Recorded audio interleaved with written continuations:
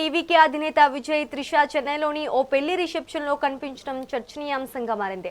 ఇటీవల విజయ్ భార్య సంగీత విడాకుల కోసం కోర్టును ఆశ్రయించింది. విజయ్ డివోర్స్ వార్తల వేళ ఇప్పుడు ఈ వీడియో సోషల్ మీడియాలో వైరల్ అవుతోంది. వీరిద్దరూ కలిసి ఒకే కారులో రావటం, సాంప్రదాయ దుస్తుల్లో జంటగా వేదికపై వెళ్లటం వంటి దృశ్యాలు నెట్టింటి ఆ చక్కర్లు కొడుతున్నాయి. విడాకుల పిటిషన్లో సంగీత చేసిన ఆరోపణల నేపథ్యంలో వీరిద్దరి పబ్లిక్ అపీరెన్స్ హాట్ టాపిక్ గా మారింది. అంతేకాదు బీజేపీ నేత నాగేంద్రన్ విజయ్ త్రిష రిలేషన్లపై సంచలన కామెంట్స్ చేశారు. త్రిష అభ్యంతరం వ్యక్తపడంతో క్షమాపణలు చెప్పారు.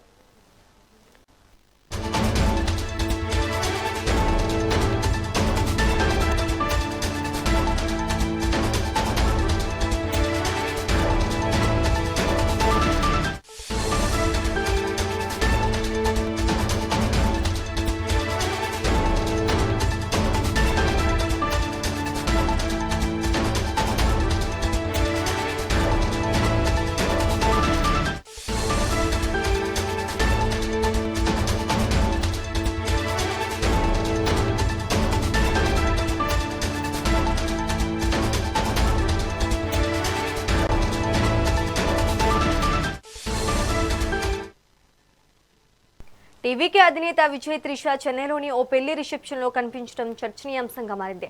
ఇటీవల విజయ్ భార్య సంగీత విడాకుల కోసం కోర్టును ఆశ్రయించింది. విజయ్ డివోర్స్ వార్తల వేళ ఇప్పుడు ఈ వీడియో సోషల్ మీడియాలో వైరల్ అవుతోంది. వీరిద్దరూ కలిసి ఒకే కారులో రావటం, సాంప్రదాయ దుస్తుల్లో జంటగా వేదికపైకి వెళ్లటం వంటి దృశ్యాలు నెట్టింట చక్కర్లు కొడుతున్నాయి. విడాకుల పిటిషన్లో సంగీత చేసిన ఆరోపణల నేపథ్యంలో వీరిద్దరి పబ్లిక్ అపీరెన్స్ హాట్ టాపిక్ గా మారింది. అంతేకాదు బీజేపీ నేత నాగేంద్రన్ విజయ్ త్రిష రిలేషన్ పై సంచలన కామెంట్స్ చేశారు. త్రిష అభ్యంతరం తెలపడంతో క్షమాపణలు చెప్పారు. ఇక ఇదే అంశానికి సంబంధించి మరింత సమాచారం మా ఏపీ కోఆర్డినేటర్ మురళి అందిస్తారు. మురళి, చెప్పండి. Good morning Sreeja. తమిళనాడు రాజకీయాలు సర్వత్రా ఉత్కంఠగా మారినటువంటి ఒక పరిస్థితి. అంటే సినీ నటులందరూ కూడా రాజకీయాల్లో తొలి నుంచి కూడా ఎంజీఆర్ నుంచి కూడా అన్నాడీఎంకే పార్టీ వ్యవస్థాపకులైనటువంటి ఎంజీ రామచంద్రన్ తమిళనాట 4 సార్లు ముఖ్యమంత్రిగా ఉన్నటువంటి ఒక పరిస్థితి. తదనంతరం జయలలిత. సో వీరిరువురు కూడా స్టార్డమ్ ఉన్నటువంటి నేతలు. సో ఫిలిం తో పాటు రాజకీయాల్లో కూడా ప్రజాదరణ పొందినటువంటి గొప్ప నటీనటులు. సో వీరితో పాటుగా తర్వాత వచ్చిన కోవలో విజయ్, ఇవే తలపతి విజయ్ గా పిలువబడేటువంటి విజయ్ అనూహ్య కాలంలో, అంటే ఆంధ్రప్రదేశ్ రాష్ట్రంలో పవన్ కళ్యాణ్ ఏ తరహాలో అయితే ప్రజాదరణ పొంది పబ్లిక్ దగ్గర మంచి ఒపీనియన్ తీసుకున్నారో అదే తరహాలో విజయ్ కూడా తమిళనాడులో అంతే హాట్ గా ప్రచారం చేస్తున్నటువంటి ఒక పరిస్థితి.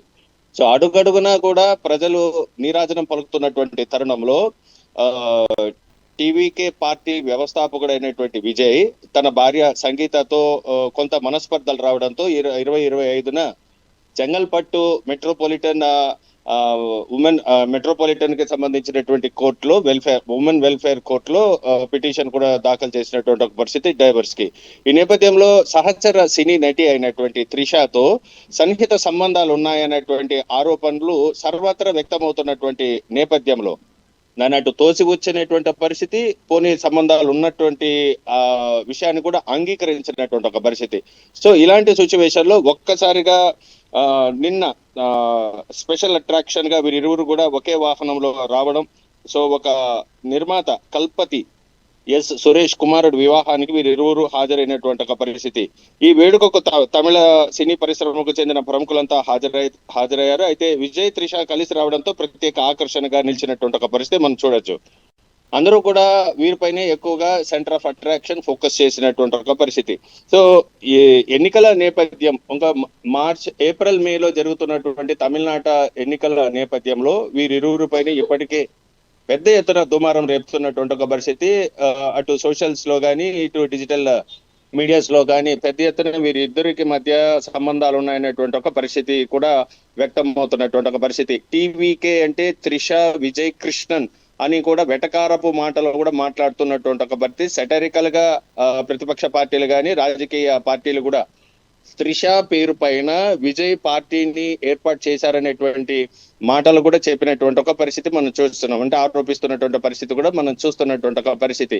సో ఓవరాల్ గా చూసుకుంటే వీరిద్దరికి సన్నిహిత సంబంధాలు ఉన్నాయనేటువంటి వాదన నిన్న వీరిరువురు కూడా ఒక సినీ నిర్మాతకి సంబంధించినటువంటి కుమారుడి వివాహానికి హాజరైనటువంటి నేపథ్యంలో అది ధృవీకరించబడినటువంటి ఒక విషయం.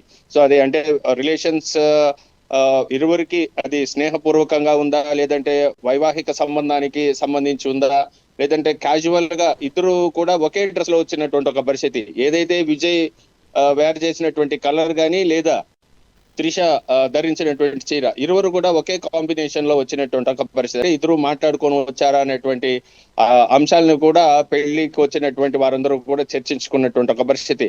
సో ఓవరాల్ గా తీసుకుంటే ఇది వ్యక్తిగత పరిచయాలా, లేదంటే సన్నిహిత సంబంధాలా అన్నటువంటి అంశానికి వచ్చినప్పుడు వీరిరువురికి ఉన్నటువంటి ప్రేమాభిమానాలు, వీరి ఇరువురు నటించినటువంటి సినిమాలు నేపథ్యంలో సూపర్ హిట్ అయినటువంటి పరిస్థితి. మురళి, ఇప్పటికే నాగేంద్రన్ వీరి రిలేషన్ పై కామెంట్స్ చేశారు, దీన్ని ఎలా చూడాలి? సో దీనిపైన పెద్ద ఎత్తున అటు భారతీయ జనతా పార్టీతో యాక్సెసిబిలిటీ కోసం ప్రయత్నం చేశారు విజయ్.